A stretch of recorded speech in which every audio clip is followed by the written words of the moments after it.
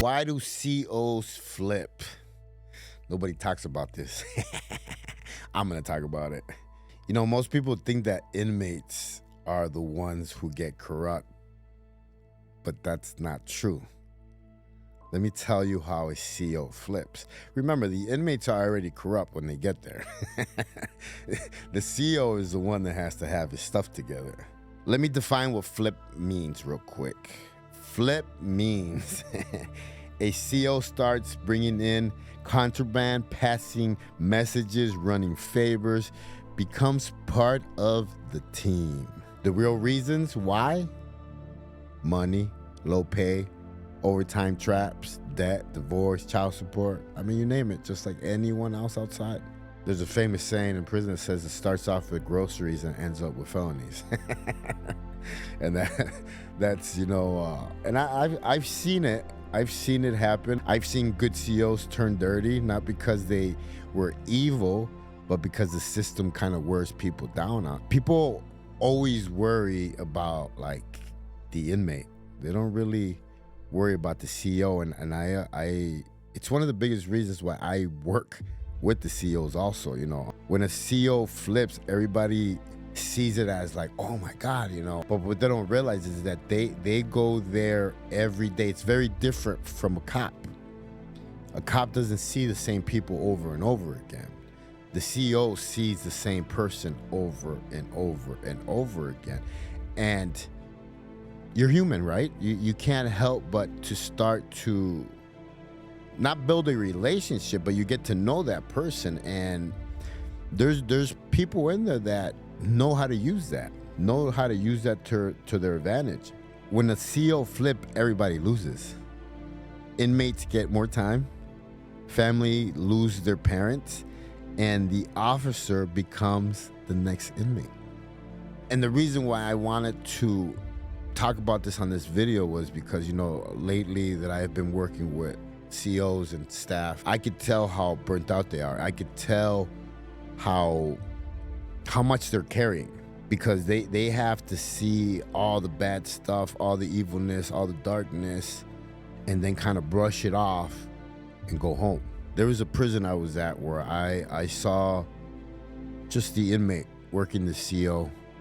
He was working them, and he had told me, you know, it took him about 4 years. 4 years to really like just get him to do one favor, just pass this note. And he did it, and it's, you know, it started moving, and next thing you know, it's phones, it's tobacco, it's money, and you know, they ended up doing a big investigation. A lot of people went to jail. A lot of people got more time. A lot of people think that they could cheat the system, but I always say like this: you're already in prison, right? Because you try to cheat the system out here. Now you're trying to cheat it in there. You eventually get caught. I'm saying this because throughout my life, I had to learn the hard way. And, you know, I got home this time and I said, I'm going to bear down and I'm going to really just focus on what it is that I'm going to do as a career. Little did I know that I was going to turn into a pretty much like a guide for inmates, families, and COs to be able to deal with high stress areas, violence, PTSD, all that stuff. Like, little did I know that that was going to be my career. But at the same time, I sit here and I think about it now. Look at how much experience I have. Look at how many years I spent incarcerated. Look at how many prisons I visited in different countries, different cities, different towns, even different counties. Cook County is completely different to the county jail in El Paso, or to the county jail in California. Completely different.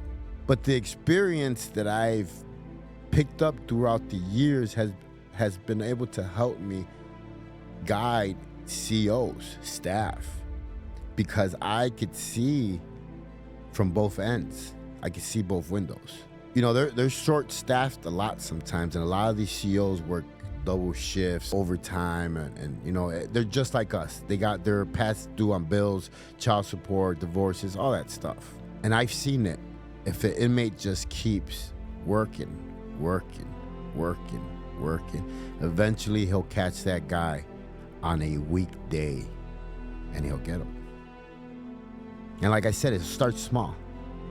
But these are the things that I teach. This is why it's important for them to receive training on constant basis, not just when they're new.